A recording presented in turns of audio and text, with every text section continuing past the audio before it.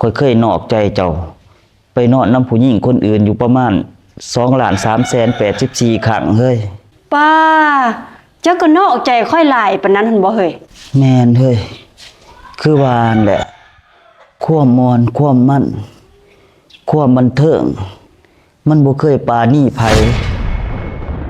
เป็นจังไดเฮ้ยใครแน่อยู่บ่มันบ่ไข่ดอกเฮ้ย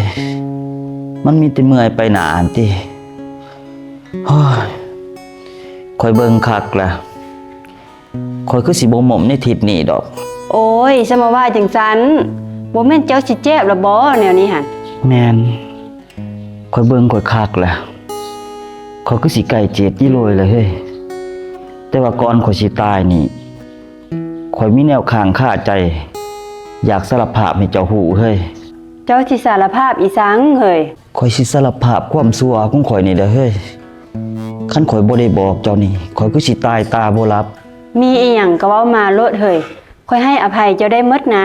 เฮาอยู่กินน้ำกันมา20กว่าปีหั่นข่อยเคยนอกใจเจ้าไปนอนนำผู้หญิงคนอื่นอยู่ประมาณ2,384,000 ครั้งเฮ้ยป้าเจ้าก็นอกใจค่อยหลายปานนั้นหั่นบ่เฮ้ยแม่นเฮ้ยคือว่านั่นแหละความมอนความมั่น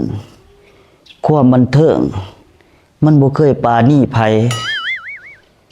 เจ้าให้อภัยข่อยได้อยู่บ่เฮ้ยค่อยให้อภัยเจ้าได้อยู่ดอกค่อยก็บ่ดีคือเจ้าคิดดอกหั่นเจ้าเบิ่งลูกเจ้า2คนหั่นลูกเฮา2คนเป็นหยังเฮ้ยเจ้าแนมเบิ่งลูกเจ้าโลดแนมเบิ่งคักแล้วมันเป็นหยังเฮ้ยเจ้าเบิ่งเด็กน้อย2คนหั่นผู้ใดคือเจ้าแน่อ้าวเจ้าก็นอกใจข่อยคือกันบ่เฮ้ยแม่นเจ้าบ่ต้องคิดดอกว่าเจ้าเฮ็ดผิดต่อค่อยหั่นค่อยก็เฮ็ดผิดต่อเจ้าคือกันคือเจ้าฮู้หั่นแหละเฮ้ยความม่วนความมันความบันเทิงมันบ่เคยปราณีไผก็ดีเฮ้ยก็สั่นข่อยสิไปท่าเจ้าอยู่กกงิ้วเด้อเฮ้ยไปพ้อกันอยู่ต้นงิ้วพุ่นแล้วเฮาหั่นข้าฉันข่อยสิไปปีนต้นงิ้วท่าเจ้าเด้อเฮ้ยเด้อ